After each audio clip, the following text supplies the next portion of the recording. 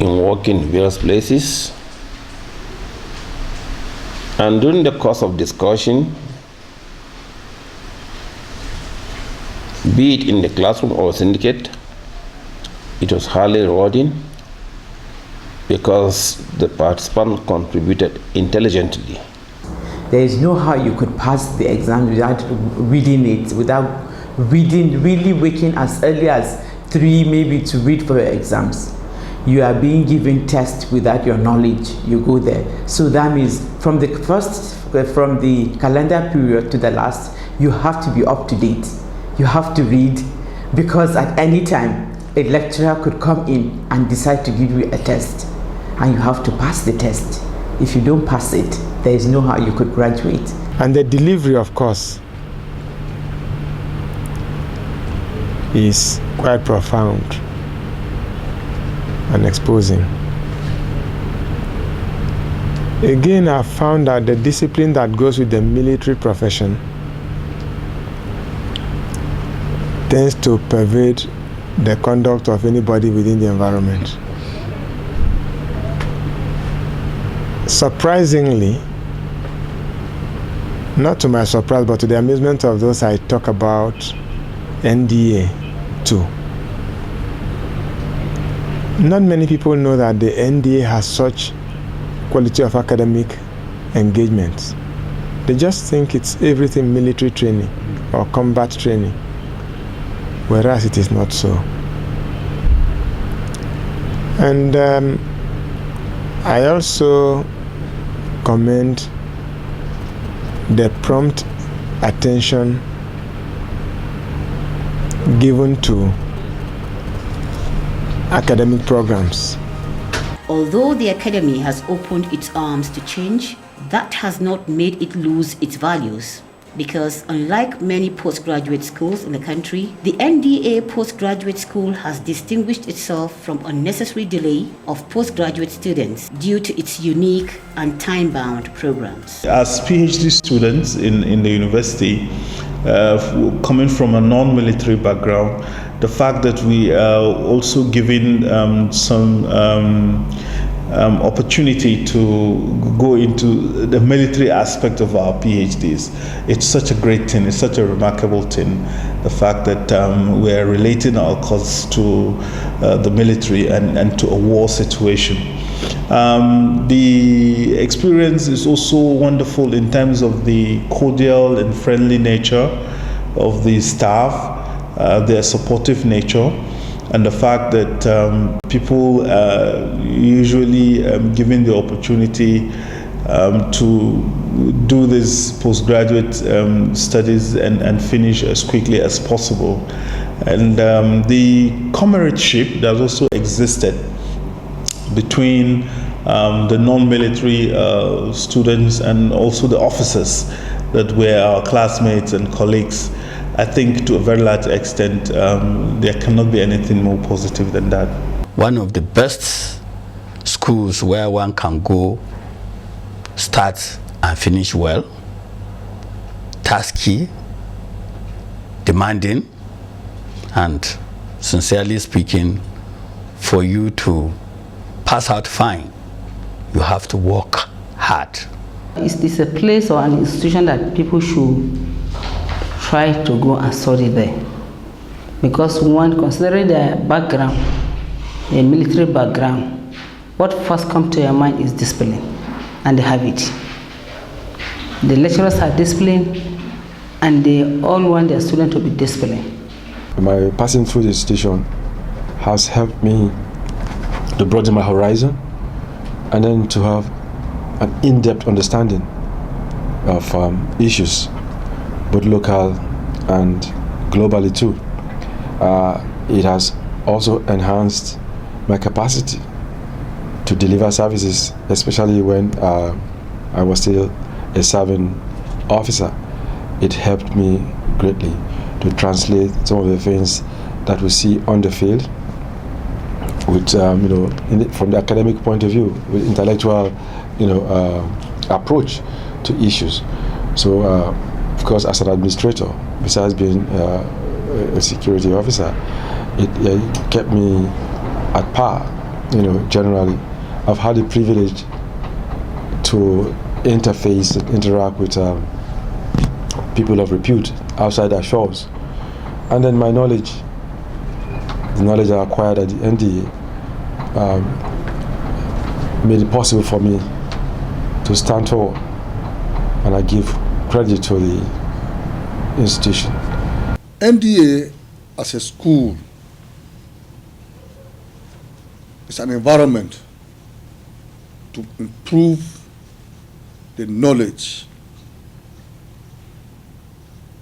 of civil servants, senior civil servants.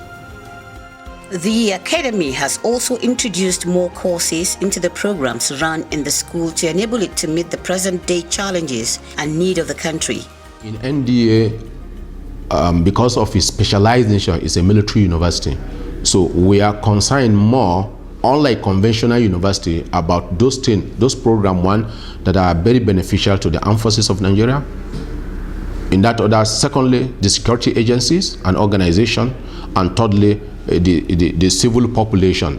But all must harp on the development of the society, which is Nigerian society, and by extension, the global world. So some of the courses that you see in conventional university are not necessarily replicated in NDA, except where they have direct link to the armed forces, they have direct link to the society and the development of the globe. Then the second comment is that our program are actually divided into two, broadly speaking. The first, you have academic program. That's what we call research degree program, PhD, then masters in engineering, academic master in art and social science, and academic masters in pure sciences. That's one. Then non-research, we call it non-research, we call it professional. Here we call it professional academic program. They are not purely professional because unlike conventional university, you have a minimum, here you have a minimum of 18 months before you can even graduate with any professional program. So, well, let's just mention some of them. At the PhD and master's degree level in engineering, we have courses like electronic and communication engineering. We have production engineering. We have thermofluid and energy engineering, both at PhD and master's degree, academic master's degree level. In sciences, in the Faculty of Sciences, at PhD and academic master degree level, we have courses like medicinal and poisonous plant studies. We have parasitology. These are all key to the armed forces and society. Forensic chemistry, for example. We have organic chemistry, inorganic chemistry. We have analytical chemistry. In mathematics, we have pure mathematics, we have applied mathematics. And we have material science and explosive. This is a very, very highly specialized. Then we have theoretical physics. We have, apart from theoretical physics, we have nuclear and radiation physics. And we also have solid state physics, which is very key. Then in art and social science, you have accounting and finance. You have PhD and MSc in defense and strategic studies. We have in military history, we have in international studies. You have urban geography, you have GIS, remote sensing and geographical information system. You have climatology, you have economy, PhD in economic, and in our economics you can major in so many areas, for example, defense economy, military economics, and so on and so forth.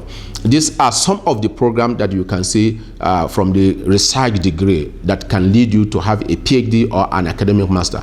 At a professional level, we have MIAS, Master in International Affairs and Strategic Studies. We have Master in Strategy and Security Administration. We have MDS, Master in Development Study. We have MCSD, Master in Conflict Security and Development. We have MLS, Master in Leadership Study. Master in Leadership Study is one of our youngest courses, and I want to say that Nigerian Defense Academy Postgraduate School is a leading university in leadership studies. We have it both at master's level and at postgraduate level. And I could still remember that in the 2005 convocation and convocation and passing out parade, Mr. President himself, Muhammadu Buhari, actually commended the Nigerian Defense Academy Postgraduate School for mounting a program in leadership. This is understandable because the bulk of the problem that Nigeria face currently in his nation state, in his nationhood, in his development and growth is all about leadership at all levels. So is one of the courses that is highly patronized by people of different cadre of the society. We have some couple of postgraduate diploma. Postgraduate diploma serve as a bridge. One, to remedy if you don't have a good first degree. Beyond that, it also assists you, it also creates a platform for those who want to move from one discipline to another. So you have, for example, postgraduate diploma in environmental management, you have postgraduate diploma in remote sensing and GIS, you have postgraduate diploma in public admin. Public admin is very key to administration, both in the military, non-military, public and private sector. You have PGDM, postgraduate diploma in management. You have postgraduate diploma in forensic chemistry. We have postgraduate in OR and S, that's Operation Research in Security. These are some of the postgraduate programs that we have. Some of the modest but remarkable achievements recorded under the administration of the present Commandant of the Academy, Major General Muhammad Tasiu Ibrahim, since August last year include liberalizing the academic environment that permits intellectual discourse, scholarly fermentation and academic relationship which are necessary in a standard academic center. Classrooms, lecture halls empowered with modern inbuilt public address system, smart boards, library equipment and books, and returning of postgraduate school hostels as well as constructing additional ones. In the key of achievement of the present Commandant is the development of a robust ICT facility in the postgraduate school and of course the renaming of the postgraduate school campus to Ribadi campus after the first Nigerian Minister of Defense after independence, Alhaji Muhammadu Ribadu. First of all, I would like to congratulate the Commandant for accepting the challenge. Yes, he's a true and a real soldier. I challenged him, he accepted the challenge. And that is why we are here today. But I challenged him because of this great man, Ribadu, as we used to call him. Ribadu was a great Nigerian. Indeed, Ribadu was the stabilizing force in the administration of this country. He was not the Prime Minister, he was not the Premier of the North, but he was the leader of leaders. He was the strong man of his party. He is the stabilizing force in the government of the Federation. He was a true Nigerian. This man, Ribadu, was, before he became Minister of Defense, Minister of Mines and Power. I succeeded him in 1959 after the independence elections. As Minister of Mines and Power, he was in charge of petroleum. It was during his time that Shell started exploring for oil in Nigeria. Indeed, when northern Nigeria's money was used to pay the central government's contribution for the exploration of oil, and he was advised that that money should be either an investment or a loan, so that when oil was found, the North could benefit from it. This great Nigerian said, no, we are all Nigerians. If money from the North is used to develop any part of the country, we are happy. We are helping our brothers. This is in addition to improving the infrastructure of the postgraduate school campus, like the roundabout that not only beautifies but also improves the road network in the postgraduate school. In the name of God, I cut this tape and name this academy, is it? As Ribadu campus. May God bless those people that will study in it, and those people that will teach in it, and those people that will visit it, and the entire Nigerian armed forces. Bismillah. As the academy strives to write and do things that are worth reading and writing, where is the postgraduate school expected to be in the nearest possible future? An enlightened armed forces is a wish of every country. If your armed forces are enlightened and exposed both in academics and the military, it gives them better chance of successfully defending the territorial integrity of Nigeria. And a lot has been put into the NDA to making it a place of excellence. And for many reasons, NDA is a unique university and cannot be compared anywhere with anyone. Because in NDA, you are sure the academic program will run. We do not have industrial action. We do not have missed period, rescheduled lectures. Everything has to work in synergy and consistent with the matrix of the programming of training.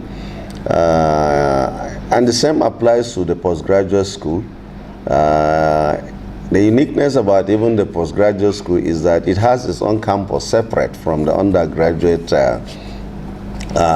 place of study, unlike what obtained in other universities where you have the facilities being co-shared by the postgraduate school as well as the undergraduate school. So in totality, the NDA has strived to ensure excellence, and we try to look at core areas of competence, and we try to give 60% to military engineering, military sciences and engineering courses, and we give a few percentage to the arts and humanities aspect. And this has produced a healthy blend in the nature of the cadets we produce, because most of our services tend to be highly technical. If you take the Air Force and the aeronautic components and other areas of engineering, takes a lot. If you take the